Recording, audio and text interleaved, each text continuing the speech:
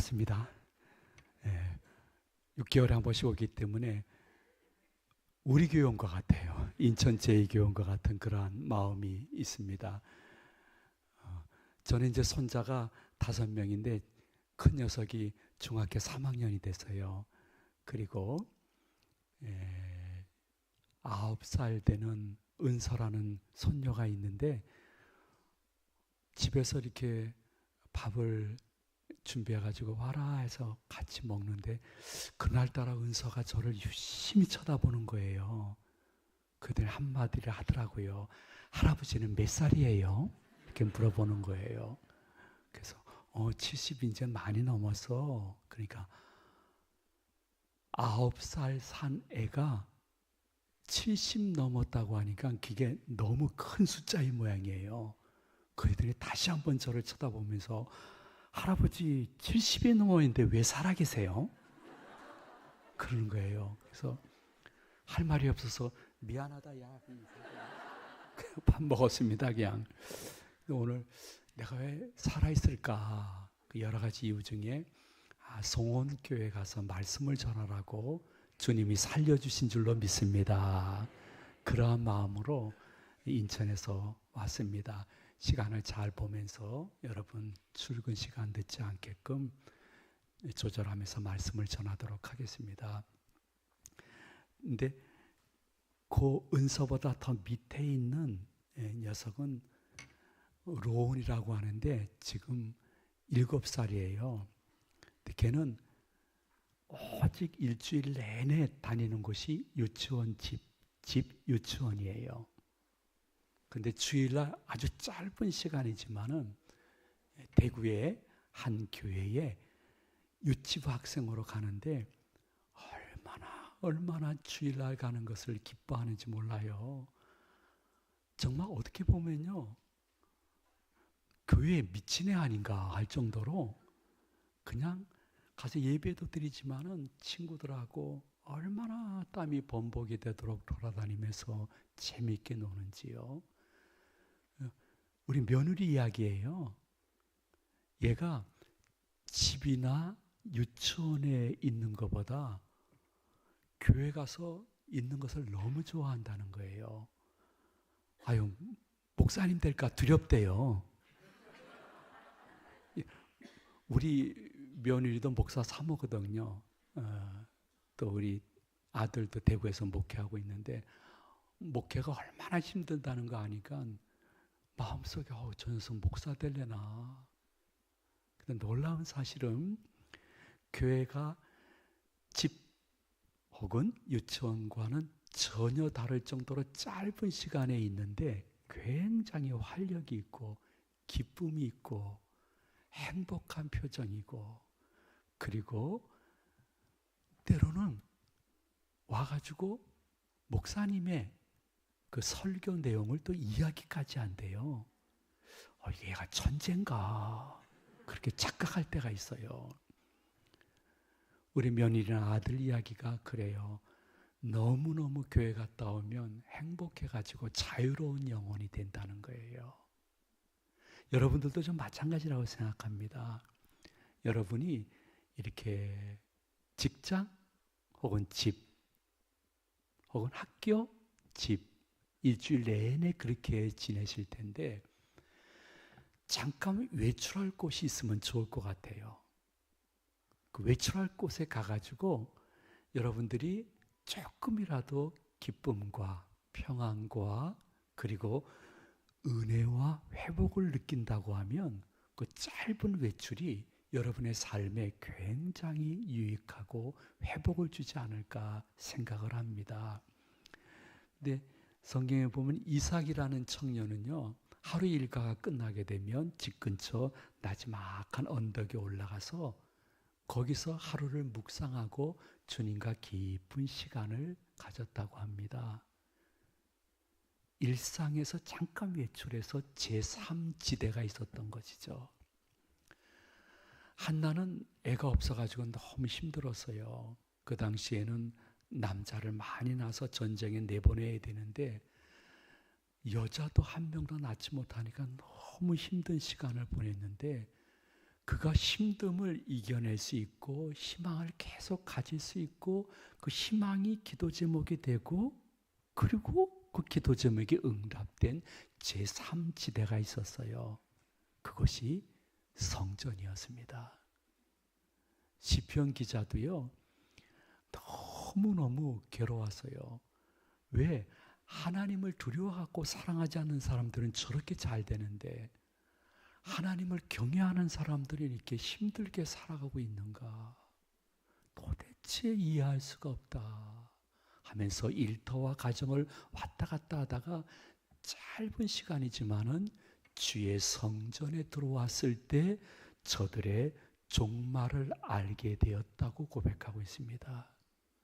그리고 히브리서 기자도 늘 이야기하는 것은 여러분의 마음속에서 모이기를 피하고자 하는 사람들의 목소리들이 있거든요. 인터넷 보고 유튜브 보고 하나님이 원치 않는 글을 조용히 그런 남몰래 보다가 점점 교회에 대해서 부정적이고 비판을 위한 비판의 글만 영상만 보다가 내가 점점 교회를 멀리하는 모습이 있을까 너무너무 두려워서 히브리 기자는 그러면 안 됩니다. 개인 종말이든지 주님이 재림하실 때가 가까웠든지 그 무엇이든지 여러분들은 그날이 다가오면 다가올수록 더욱 교회에 모이기에 힘써야 된다고 거의 권면이 아니라 명령처럼 말씀하고 있습니다. 시편 기자나 히브리 기자가 느꼈던 것은 무엇이냐 하면 제3지대 교회에 와서 예배를 드리고 나게 되어지면 놀라운 사실을 깨달은 거예요.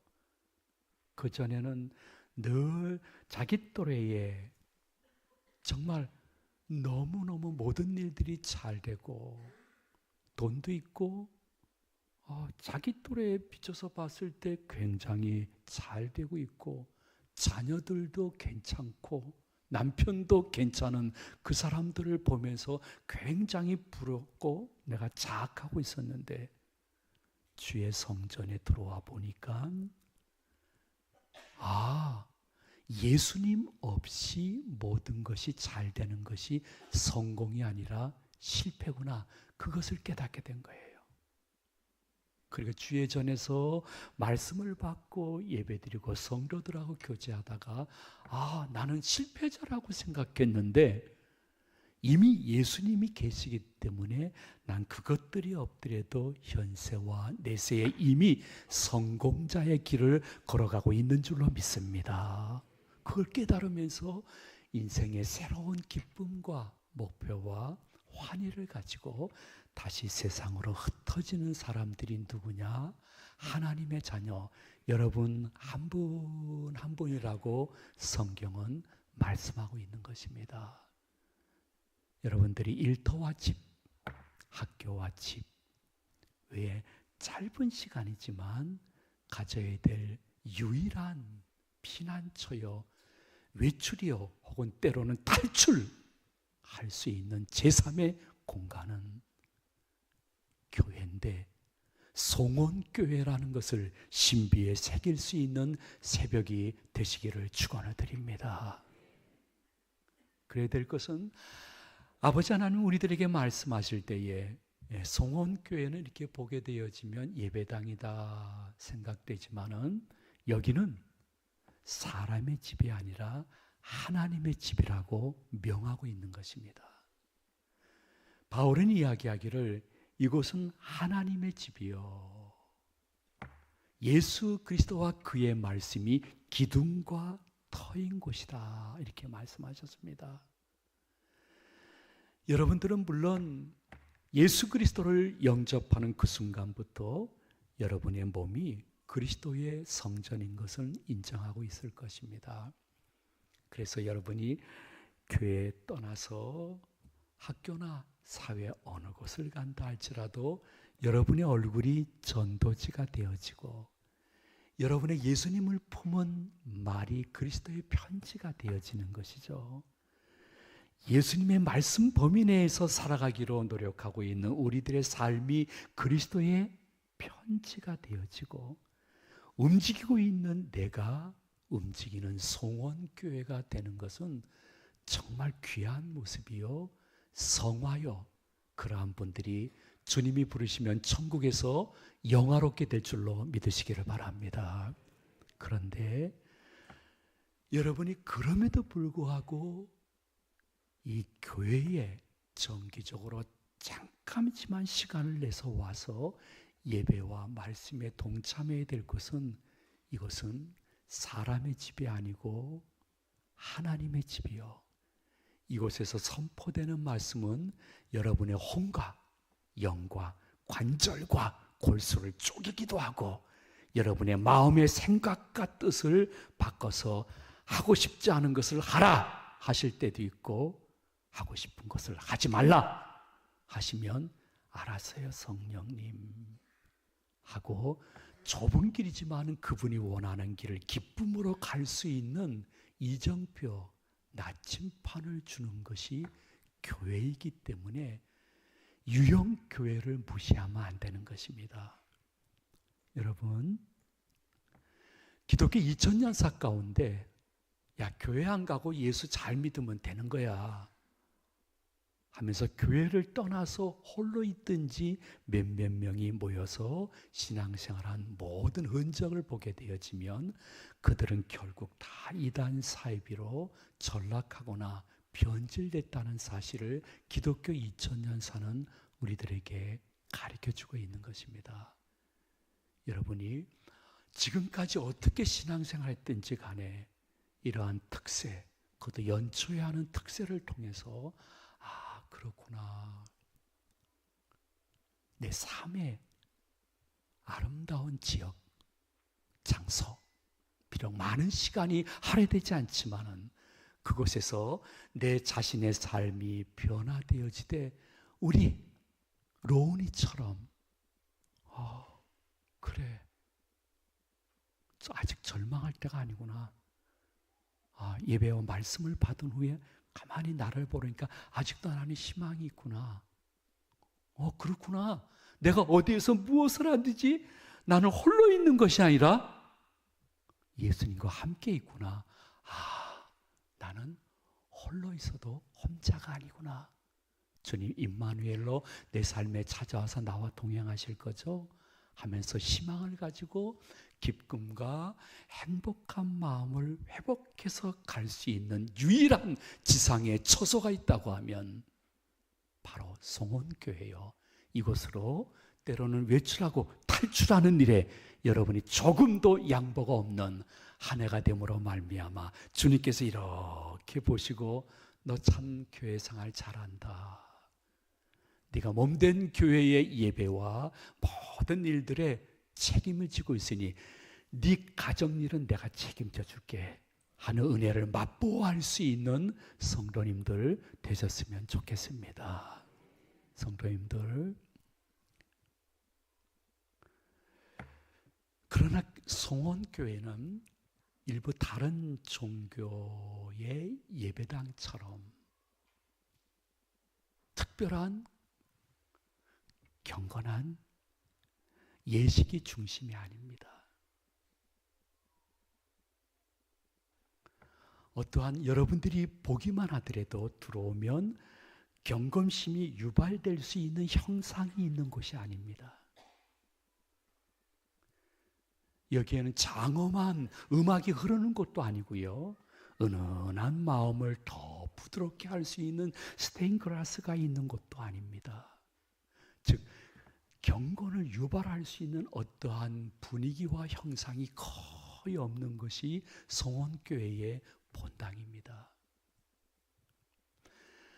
어떠한 종교는 도시에 있지 않고 점점 산속에 들어가서 그 종교를 믿고자 하는 분들이 산속까지 가려고 하게 되어지면 가던 도중에 아주 경건심이 유발될 수 있는 고요한 곳에 있는 것도 아닙니다.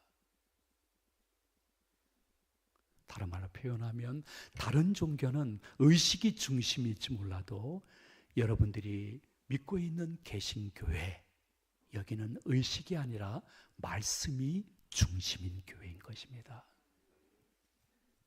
그러므로 여러분들이 교회 와서 말씀을 선포하는 담임 목사님 그리고 주의 종들과의 관계가 불통하게 되어지면 여러분들은 굉장히 영적으로 끼니를 굶기 시작하다가 나중에 아사 상태로 들어가서 남은 것은 내 주관적인 판단과 고집밖에 남지 않게 됩니다. 의식이 중심인 교회에서는 말씀을 전하는 분들하고는 큰 깊은 관계, 긍정적인 관계를 가질 이유가 거의 없을 것입니다. 그러나 오직 예수 그리스도와 그의 말씀이 기둥이어 터인 송원교회에서는 목사님들이 스스로, 전도사님들이 스스로 우리는 주의 종입니다 하지만은 그들은 하나님의 사자입니다. 하나님의 사자라는 것이 무엇일까요? 저는 할아버지는 목사님이셨습니다. 그리고 아버지는 장로님이셨습니다. 할아버지 목사님이 주일학교 예배만 참석해도 좋을 텐데 아주 저학년 저를 작년 예배도 항상 할아버지가 딱 볼 수 있는 자리에 앉아 있게끔 했습니다. 이건 정말 물고문이었습니다. 왜냐하면 옛날에는 교회가 방음시설이 잘 안 돼가지고 주일학교 예배 끝나고 친구들이 막 노는 소리가 다 들리는데 저는 할아버지 보는 잘 보이는 곳에 작년 예배에 앉아 있어야 됐습니다. 지금처럼 목사님들이 조리 있게 설교를 3, 40분 하던 시대가 아닙니다. 1시간, 기분 좋으면 1시간 반, 어떤 때는 2시간 할 때도 있었습니다. 정말 물고문이었습니다. 근데 더 고문인 것은 옛날에는 이런 좋은 프레임 카드가 없고요. 권사님들이 헌신 예배 이렇게 써놔요. 그럼 난 그게 너무 싫었습니다.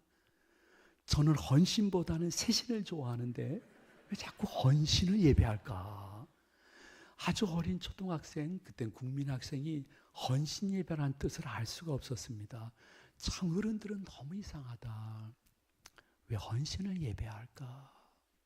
또 어른들 예배 참석하게 되면 지금은 그렇지 않지만 그 당시에는 장로님들이 이곳에서 대표기도 하고 권사님, 안수 이사님들은 저 밑에서 대표기도 할 시절이에요.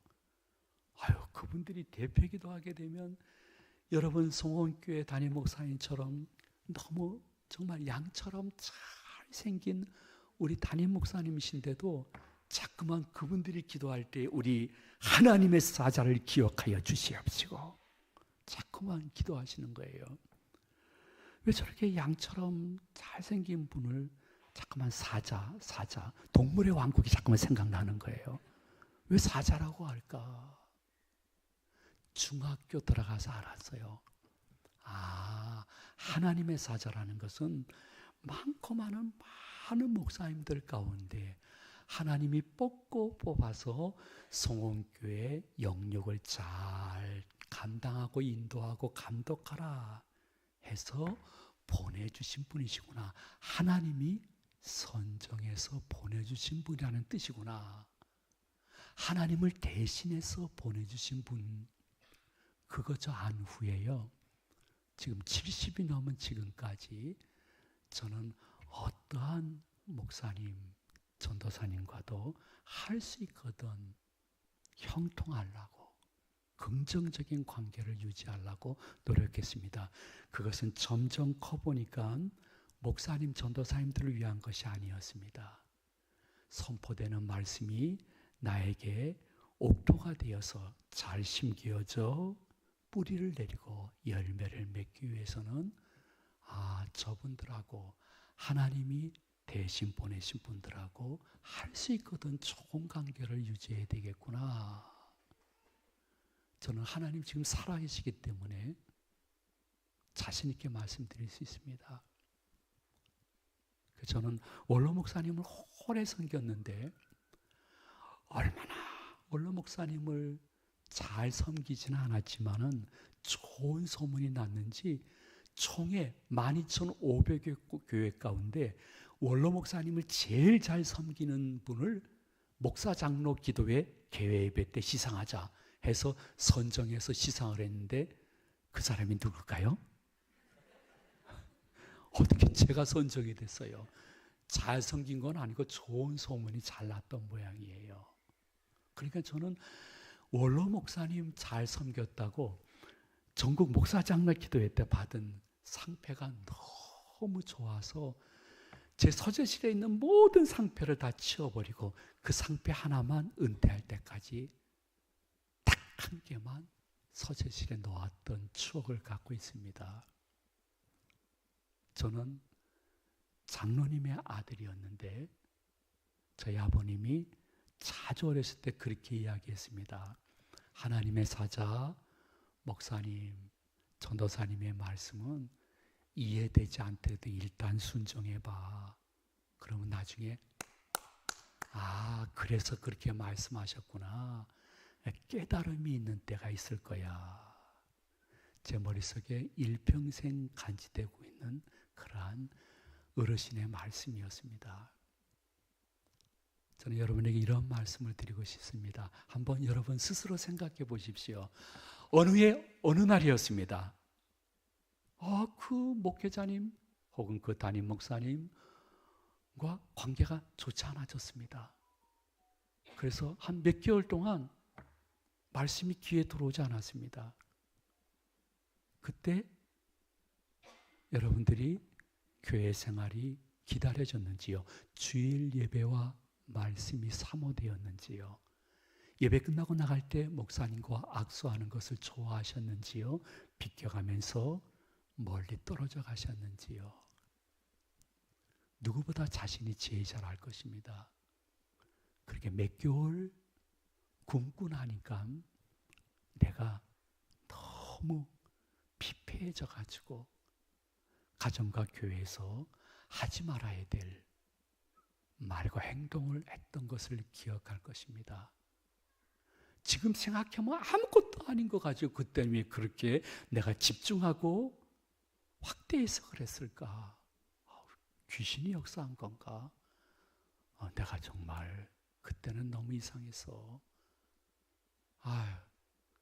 그렇게 설교하지 말고 설교한 대로 당신이나 그렇게 사셔 얘기했던 그때를 생각해 보면서 천주교나 불교나 천도교인이 아니고 개신교회 교회를 출입하시는 분이 예배 중에 정말 소중히 여겨야 될 것은 말씀을 전하는 분들과의 관계에 있어서 그 말씀이 나에게 들어와 심기어지고 열매 맺을 수 있도록 할 수 있거든. 좋은 관계를 유지하는 것이 나에게 복이구나.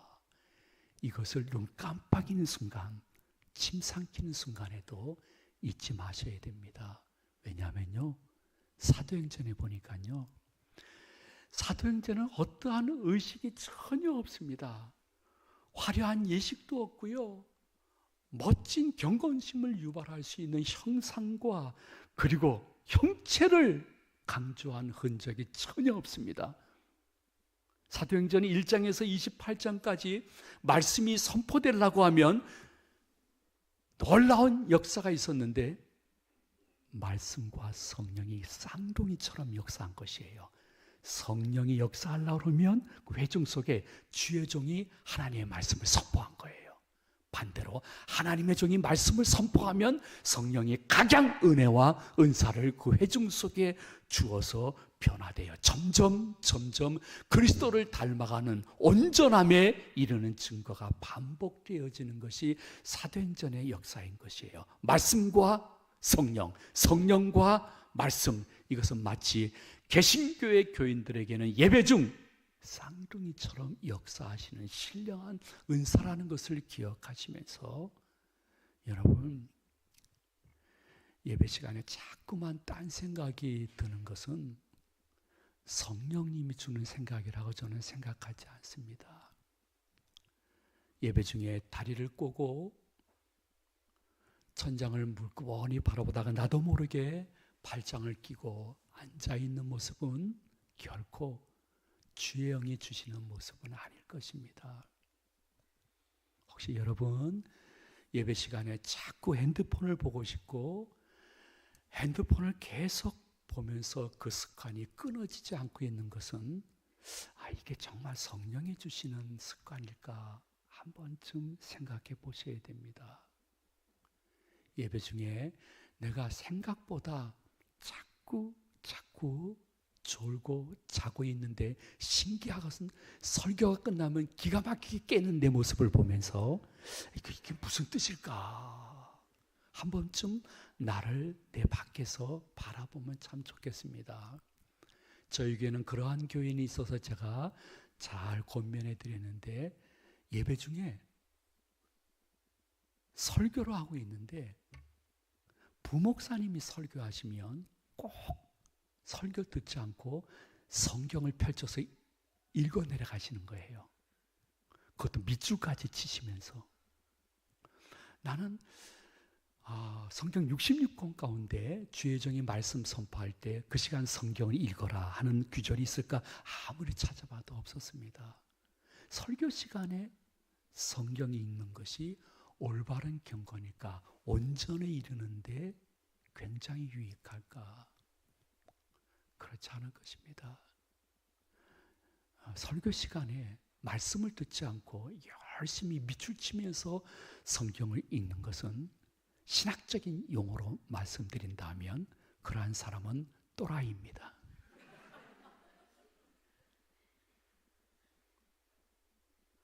근데 여러분들 마음속에 주의 종들이 많이 계시는데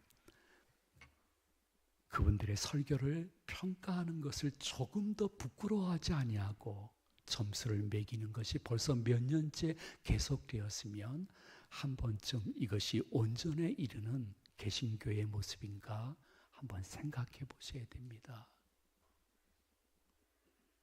물론 이러한 분도 계셨습니다. 아이고,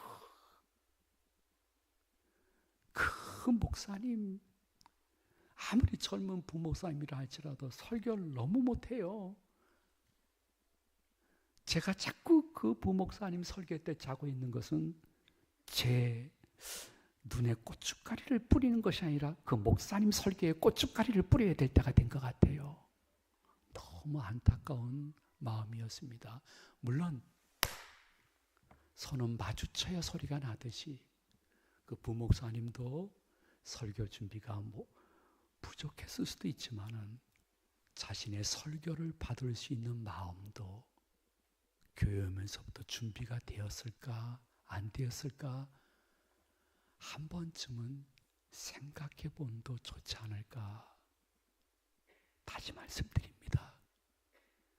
여러분이 다종교로 가지 않고 배교하지 않고 일터와 집 그 사이에 짧은 시간이지만 제3지대 이곳으로 외출해서 와서 여러분들이 예배 중 은혜를 받고 회복하고 다시 기쁨을 누리고 소망 속에 교회를 떠날 수 있는 것은 하나님 말씀 선포하는 그 주의 종의 말씀 속에서 자신을 향한 세미한 음성을 들을 수 있는 옥토를 만드는데 올 한 해는 승리하셔서 작년보다 올해가 더 그분의 가까이 다가오셔서 나와 아름다운 동행해 주신 것을 간증할 수 있는 복스러운 한 해가 되었으면 좋겠습니다.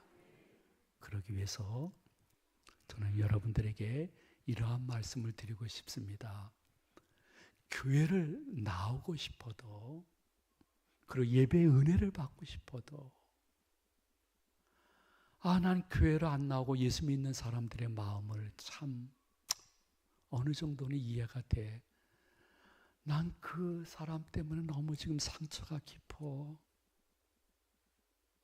의외로 교회 다니는 분들이 어린 주일학교이든지 중고청 장년 중에 자기와 같이 예배를 드리고 주님의 사역을 열심히 봉사하는 사람들을 통해서 상처가 더 많아지고 있습니다. 저는 일평생 목회하면서 하나님 때문에 시험 들어서 예배를 더 이상 드리지 않겠다는 사람을 만나본 적은 없습니다. 믿지 않는 사람이 아닙니다. 다른 교인이 아닙니다. 다른 부서의 그분이 아닙니다.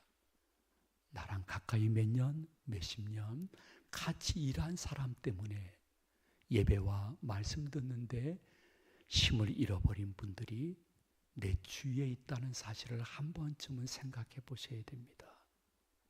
그래서 여러분이 늘 마음속에 간직해야 될 것은 세상 조직체와 달리 교회라는 공동체는 일보다 관계를 소중히 여기며 늦더라도 같이 가야 되는 곳입니다.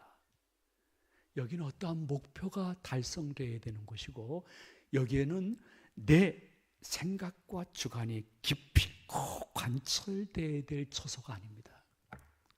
그것을 위해서 관계 필요 없어. 일이 우선이야. 그러한 단체, 즉 조직체가 아니라 여기는 공동체입니다. 그래서 예수님도 높고 높으신 분이신데 낮고 천한 12제자와 공생의 3년 내내 같이 주무시고 같이 식사하시고 같이 대화하시고 같이 슬퍼하시고 같이 기뻐하시고 같이 늘 걸어 다니셨습니다. 성령이 충만히 임하면 그들이 예수님이 우리들의 공동체는 일보다 관계가 소중히 여겨야 될 것이구나. 우리는 서로 눈치를 보면서 늦더라도 같이 가야 될 공동체구나. 그것을 알려주기 위해서 예수님은 높으신 분이신데도 특별한 경우를 빼놓고는 제자들과 늘 함께 하셨습니다.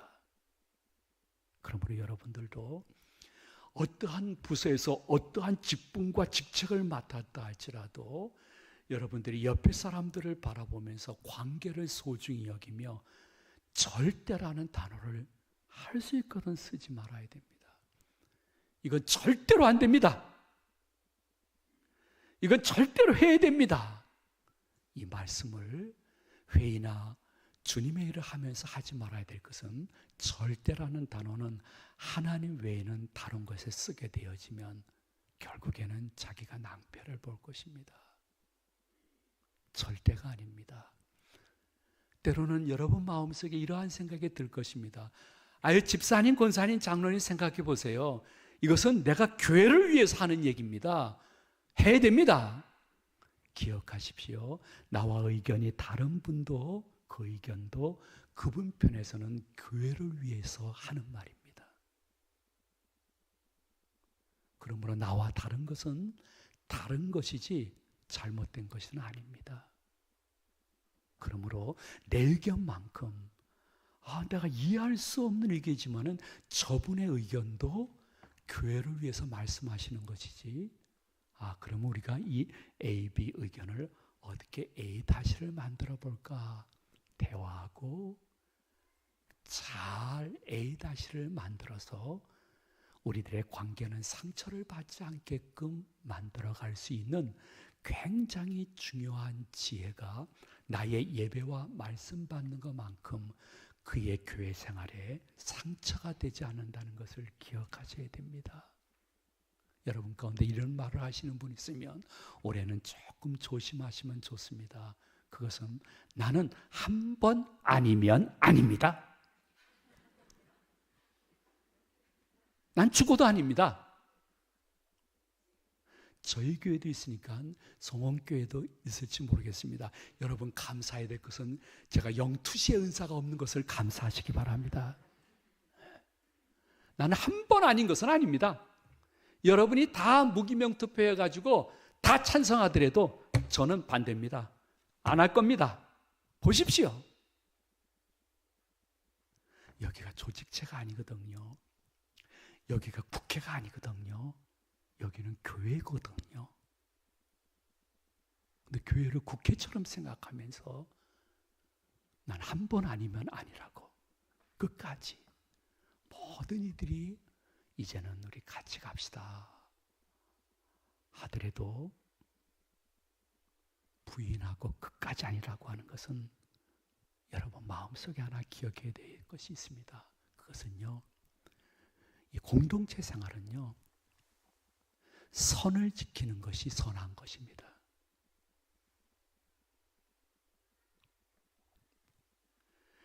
내 직분과 직책과 그리고 이 공동체 안에서의 나의 위치를 보면서 내가 여기까지만 주장해야지 넘어가면 선하지 않을 것 같아.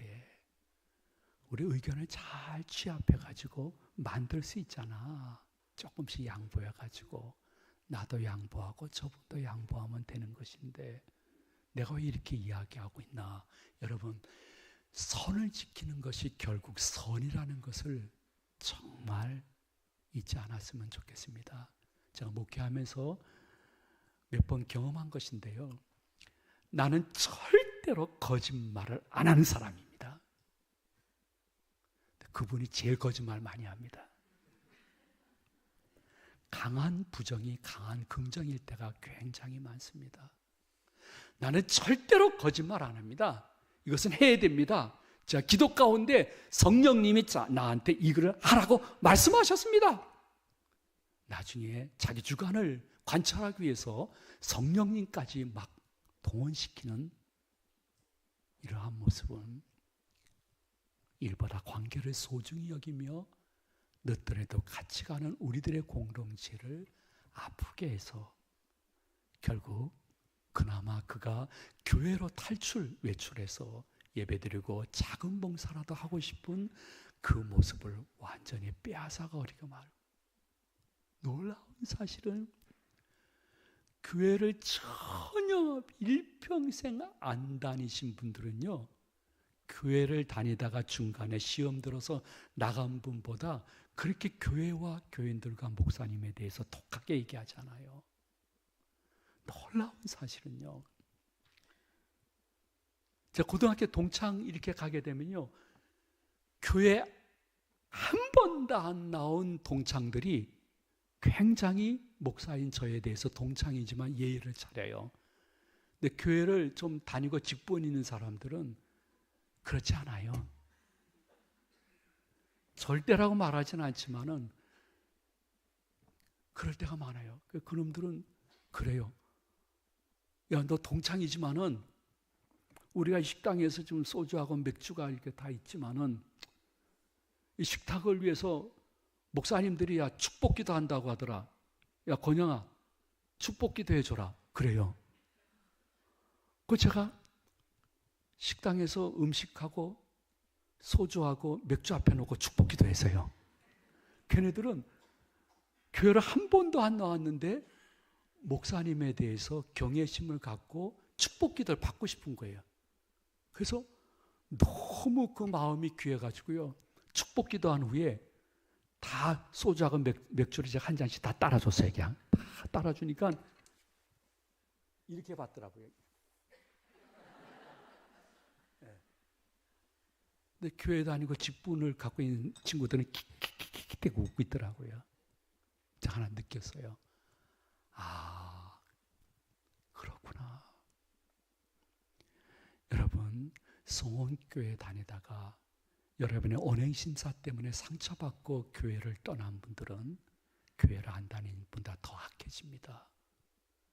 하나님이 그 핏값을 찾을 수도 있는 것입니다. 그러나 마음속에 기억해야 될 것은 내 신앙만큼 너와 우리의 신앙도 소중하다는 것을 기억하시면서, 죄송해요, 한 번 더 말씀드릴게요.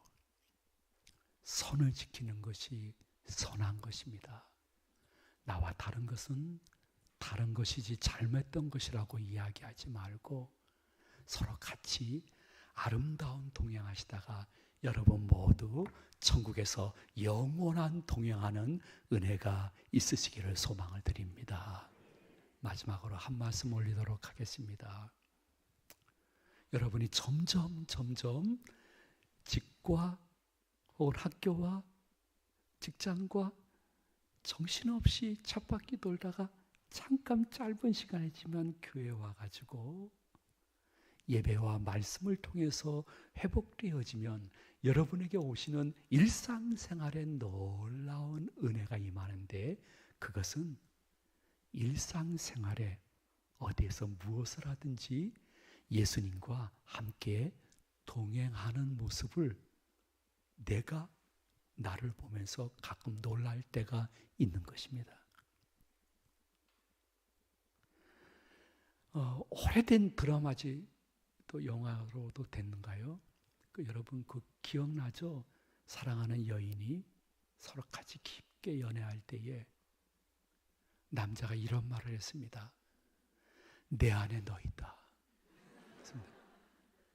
다 보셨구만요. 그래도 내 안에 너 있다. 기독교인이 교회를 떠나서 생활할 때에 점점 온전해지는 최종 증거는 무엇이냐면 내 안에 예수님이 계시네. 그겁니다. 누가 강요해서 된 거 아닙니다. 어느 날 성령과 말씀에 계속 충만해지기를 소망하면서 예배드리고 말씀을 받다 보니까 그 주간은 6일 동안 생활하면서 내 안에 예수님이 계시네. 그래서 놀라운 사실은 나는 점점 작아지고 내 안에서 예수님이 점점 커지는 것이었습니다. 그래서 가까이 있던 분들이 어느 날 너 많이야 변했다 야. 너 교회 다니더니 조금 그러다가 너 신학교 가면 어떡하냐 하는 얘기를 들을 정도로 내 안에서 예수님이 나와 함께 동행하시면서 예수님이 때로는 음성은 아니지만은 마음으로 이야기를 해주는 것이에요. 예수님 이럴 때 어떻게 할까요? 예수님 제가 뭐라고 이야기해야 될까요? 지금 중요한 계약인데 이 계약을 맺기 위해서 나는 어떻게 저분과 만나야 될까요? 만남 속에서도 예수님이 저에게 할 말을 정해주시면 좋겠습니다. 하다가 어느 날 가다가 돌부리에 넘어졌는데 나도 모르게 주여 하는 소리가 나올 정도로 점점 내 안에서 예수님이 커지는 것입니다. 그래서 놀라운 사실은 여러분이 특세를 끝난 후에 하루를 시작할 때 예수님께 기도로 시작하고 하루를 마감할 때 예수님께 감사로 마감할 수 있다 하면 여러분들은 이미 온전해지기 시작한 귀한 한 해의 삶을 살아가는 기쁨이 있게 될 것입니다. 저는 1년 많은 절기 중에 동짓날을 제일 좋아합니다. 팥죽을 먹어서 좋아했던 것은 어렸을 때 혹은 청년 때의 일입니다. 지금은 왜 제가 동짓날을 좋아할까? 이유는 딱 한 가지입니다. 동짓날이 지나게 되어지면 어두움의 시간은 점점 줄어들고 밝은 낮 시간이 점점 많아지기 때문인 것입니다. 특세를 하시면서 여러분들이 올 한 해 영적인 동짓날을 어느 날로 잡아야 될까요? 어두움은 점점 물러가고 점점 밝은 빛이 많아지는 동짓날 그 후는 어떠한 시기일까요? 내 안에 예수님이 점점 깊이 들어와서 나의 언행 심사를 인도, 통제, 지시, 위로, 격려하는 시간인 것입니다. 예수님을 개인적으로 영접한 그 순간 예수님이 내 안에 내주에 계시는 것을 인정하는 그 순간 그 예수님이 나의 삶 속에 깊숙이 들어와서 정말 상상외로 하찮은 일까지 그분이 나를 인도해 주시는 것을 확인할 수 있는 그 순간이 영적 통진날이요. 그날이 오늘이 되시기를 진심으로 축원을 드립니다. 저는 여러분들에게 도전 아닌 도전을 드리고 싶습니다. 마지막 기도 제목을 하나 드리고 싶습니다. 그것은 무엇이냐 하면, 여러분, 이단 사이비를 따르는 사람들은요, 가짜 예수, 교주를 진짜 예수처럼 자신의 모든 것을 버리고 맹목적으로 추정하고 있습니다. 너무 안타깝습니다. 사람이 어떻게 영생을 할 수 있습니까? 사람이 어떠한 사람을 구원시킬 수 있습니까? 근데 세뇌되어지면 가짜 예수를 진짜 예수처럼 섬기며 삶을 다 투자해버리고 말고 있습니다. 근데 성원교회 교인들 중에 진짜 예수님을 섬기고 그분과 동행해야 될 사람들이 진짜 예수님을 가짜 예수님처럼 평가절하하고 교회 밖에 나가서 또 자신의 경험, 경력, 지혜, 판단에 의지하면서 살아가는 모습을 만약에 성령님이 보신다고 하면 얼마나 근심하실까 한 번쯤 생각해 주시면 좋겠습니다.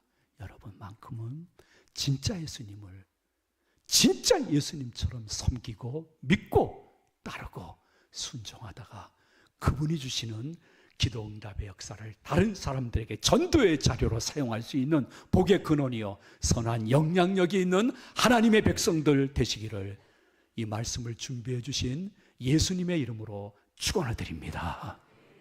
축복합니다. 이제 담임 목사님 나오시겠습니다.